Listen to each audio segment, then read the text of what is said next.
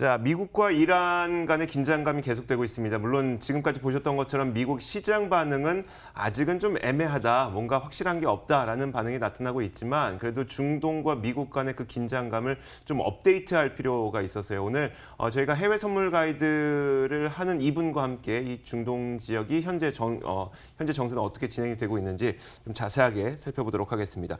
SC 글로벌 센터 김선규 소장 함께하겠습니다. 어서 오세요. 네, 안녕하세요. 네, 안녕하세요.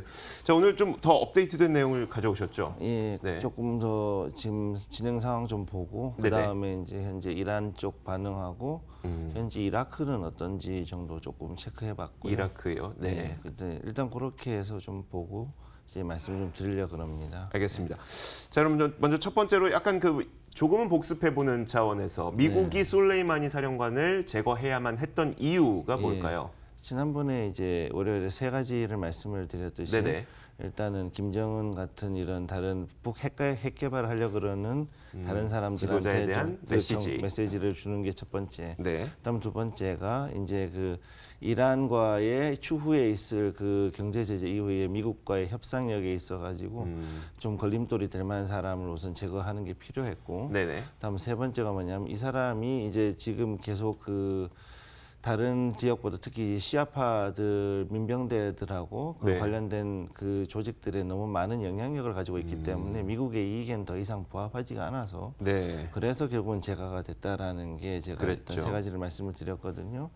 그래서 여기에서 그 제가 그 중에서 특히 중요하게 얘기했던 게 이 사람이 사실은 그 2014년도에 IS가 나오고 난 뒤에 네네. 그 순니파 무장 테러 잔치였기 때문에 시아파 세력을 이용해 가지고 그렇죠. 이들을 제거한 데 있어서 결국 이 솔레이마니 장군을 이용하는 게 가장 효과적이었기 때문에 지금까지 알게 모르게 은밀하게 미국하고 협조가 어느 정도 되어 왔어요. 이란하고는. 그렇죠. 그렇죠. 그랬는데 이제 이게 끝나고 난 뒤에 이제 최근에 이제 알바그다디가 이제 역시 드론으로 사망했지 않습니까? 네. 그러고 난 뒤에는 더 이상 이제 이 솔레이마니가 있다는 것 자체가 앞으로 시아파 무장 세력에 의해서 이라크나 다른 지역에 있는 그 미국의 패권이라든가 이걸 유지하는 데 상당한 그 걸림돌이 된다라고 보는 거죠. 네네. 그랬기 때문에 이 솔레이마니가 사실은 있는 것이 이제 더 이상은 필요가 없게 된 거예요, 사실은.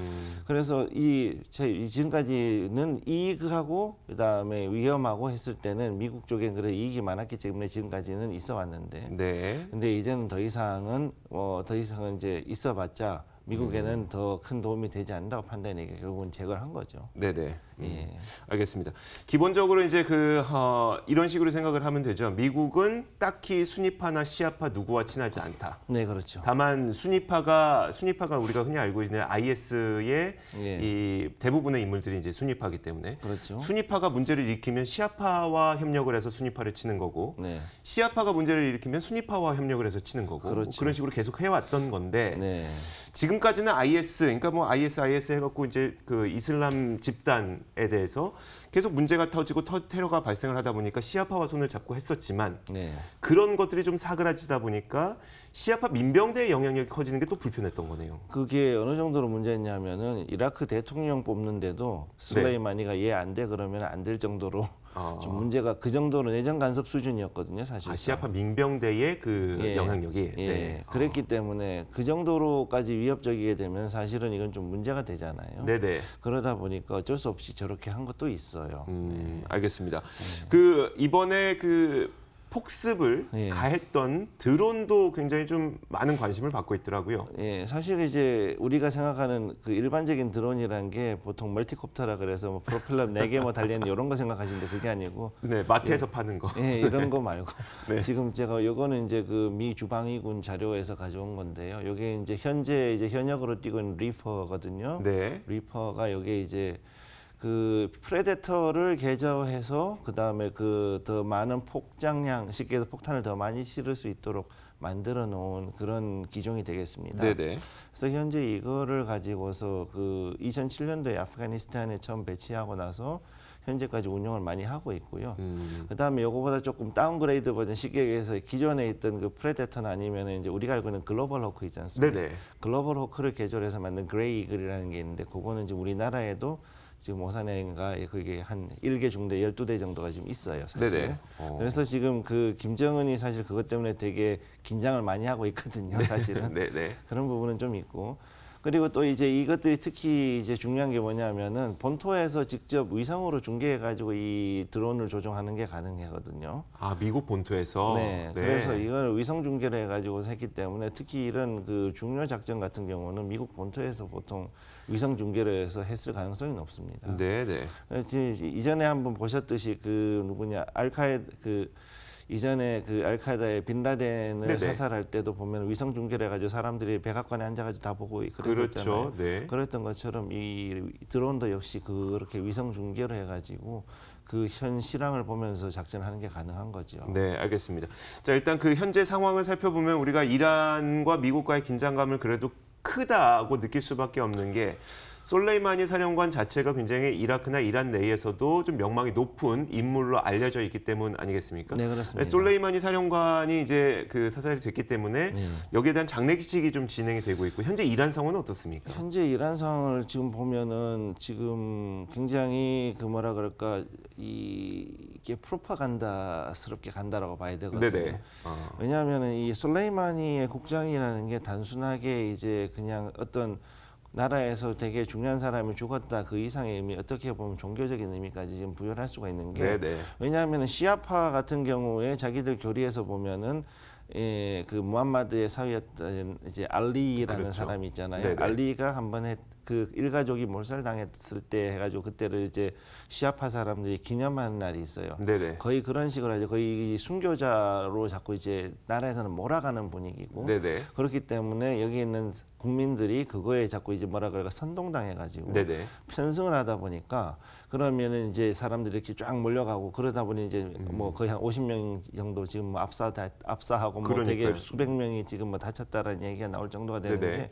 보통 이런 거는 이제 그 이슬람권 하지 같은데 순니파들이 이제 마카에 순례할 때 네네. 그럴 때 보통 매년 있는 일이거든요, 사실은. 아, 그렇게 압사당하는 일이요? 예, 네. 되게 많은 사람들이 거기 네네. 깔려 죽고 혹은 네. 뭐 되게 부상당하고 그러는데 네네. 거의 그런 분위기 비슷하게 지금 나오고 있어요, 사실은. 아, 성지순례와 비슷한 분위기가. 예, 즉 뭐냐면 이란은 지금 현재 이거를 이용해 가지고 미국과의 성전을 주장을 하고 이걸로 해서 전면전으로 해가지고 국민들의 그 뭐라 그럴까 의식을 그런 식으로 자꾸 몰아가는 거죠. 네네.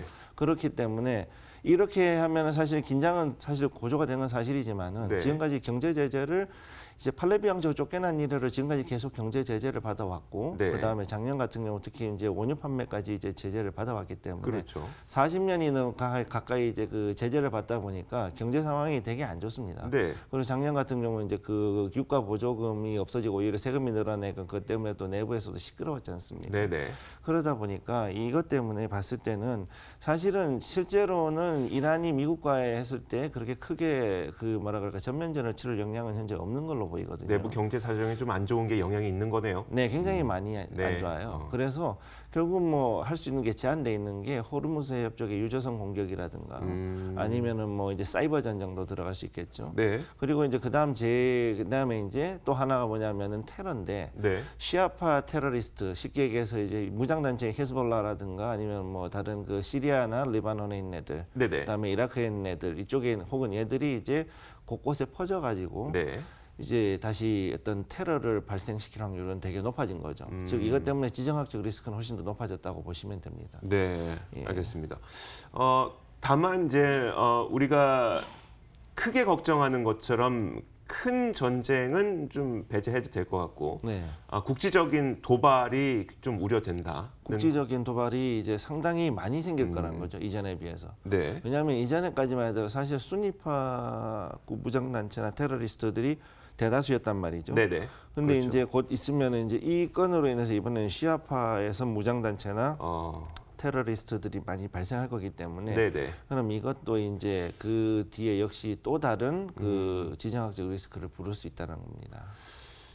그런데 중동에서는 미국산 밀을 또 수입을 꽤 많이 하고 있잖아요. 예, 지금까지 이제 좀 적었다 2015년부터 다시 이제 조금 쭉 들여왔거든요. 네네. 그래서 전체적으로 1,785만 톤 정도의 밀을 수입을 해왔었는데 네. 그 중에서 미국산 밀은 그래도 그렇게 비중이 크진 않았었습니다. 그럼 한 50에서 60만 톤 뭐 정도 그 네네. 정도였었는데 이제 거의 30만 톤도 안 됐던 적도 있고요. 그런데 이제 최근 들어서 이제 한 5년 동안 꾸준하게 이제 그 비중이 늘어났었는데 지금 이제 표를 보시게 되면은 네. 왼쪽에는 긴 것이 이제 지금까지 중동이 수입해왔던 밀이고요. 네. 그 다음에 오른쪽에는 조그만한 게 이제 그 미국 그 중에서 미국산 밀 수입의 비중이 네네. 저렇게 나타난 거거든요. 그랬을 때 저게 이제 거의 저기에 보시면은 500 이제 거의 한 2,200만 톤 정도의 밀을 수입했다가 2012년도에 그다음에 19년도 되면서 이제 계속 밀의 그 수입량이 줄어드는 걸 보실 수 있을 겁니다. 네네. 왜냐하면 이제 그 동안에 이제 어느 정도 농업을 좀 개발을 시켜가지고 시리아라든가 아니면은 시리아 말고도 이제 요르단 이런 다른 쪽에서 네. 이제 그 밀 생산량이 좀 많이 증산이 됐거든요.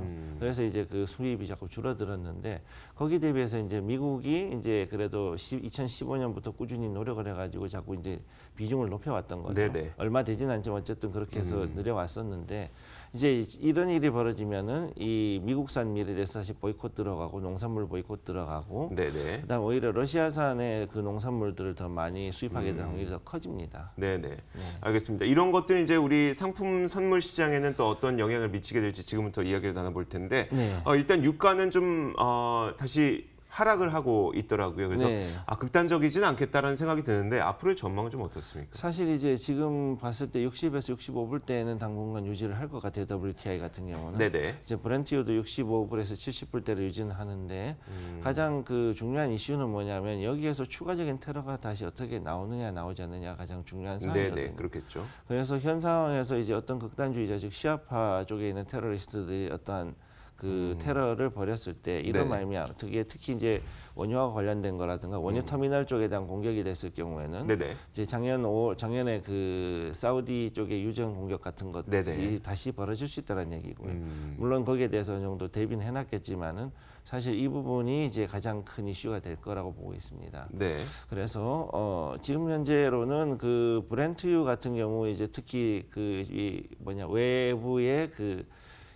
외부의 그 충격에 되게 취약하다고 몇 번 말씀을 드렸잖아요. 네네. 그래서 요 브렌트유 같은 경우는 잘못하면 한 번 더 70불대를 넘어갈 확률은 있어요. 그런 경우가 있고 그 다음에 이제 그 두바이유 같은 경우는 이제 거의 이제 70불대를 넘어가지고 네네. 거의 넘어가려 그런 모습을 보이고 있죠. 네네. 그러다 보니까 이제 사우디 아람코 같은 경우에 그러면 주가가 올라가지 않겠냐 그러는데 네. 아람코 주가는 오히려 지금 떨어지고 있어요. 그러니까요. 그건 또 왜 그럴까요? 그게 지금 중동의 지정학적 리스크가 높아지면은 이제는 상대적으로 이거 이래 불안해 가지고서는 살 수가 있겠나? 기업 투자할 수 있겠어? 뭐 이런 생각들을 바로 외국인 자금들이 하겠네요. 그렇죠. 그렇게 되는 거죠. 그러니까 이게 오히려 기름값이 올라간다고 좋아할 게 아니라 오히려 주가가 떨어지니까는 왕세자가 머리를 싸매야 되는 상황에 가게 되는 거죠. 조금 더 어려워졌네요. 네, 그래서 조금 더 복잡한 상황이죠. 알겠습니다. 마지막으로 밀도 말씀해주셨으니까 밀 선물 가격에는 어떤 영향을 미치게 될까요? 일단 밀 선물은 지금 이제 보시게 되면은 부셜당 5불 50센트 정도에 지금 해서 하락 추세를 약간 보여주고 있는데 이제 네. 고점을 찍었습니다. 그래서 전고점을 찍고 이제 서서히 조금씩 내려가는 모습을 보여주고 있는데 네. 현재 상황에서는 이제 재고가 어느 정도 높아졌다고 보기 때문에 이전에는 그 재고가 높지만 그래도 수요가 많이 늘어났기 때문에 그렇죠. 어느 정도 이제 좀 이제 어느 정도 가격이 올라가지 않을까 해서 지금 많이 올라가는 상태거든요. 네네. 그래서 여기에서 아마 이제 어느 정도 조정을 좀 받지 않을까라고 생각을 해서 좀 내려갈 걸로 보고 있습니다. 알겠습니다. 밀에 대해서는 그렇고 그러면 이제 대체로 WTI를 많이 개인 투자자분들도 선물 거래를 하시니까 WTI 투자 전략을 좀 세워주시죠. WTI 같은 경우는 지금 62불대에서 이제 왔다 갔다 하고 있잖아요. 네네. 그러면 여기에서는 우선은 관망하셔야 됩니다. 현재로서 이번 주 중에는 일단 관망하시는 게 좋고 그 다음에 여기에서 미리 아직까지 계약을 들고 계신다면은 우선은 좀 가능하면은 적정선에서 이익을 보고 이제 청산하고 나오신 다음에 조금 이번 주는 관망을 하시는 게 좀 필요할 거라고 생각을 합니다. 네, 알겠습니다. 자, 이렇게 SC 글로벌센터 김선규 소장과 함께 이야기 나눠봤습니다. 말씀 고맙습니다. 감사합니다. 자, 굿모닝 530 글로벌 1부는 여기서 인사드리고요. 10분 동안 광고 보시고 2부에서 더 많은 내용과 함께 돌아오도록 하겠습니다. 잠시 후에 뵙겠습니다.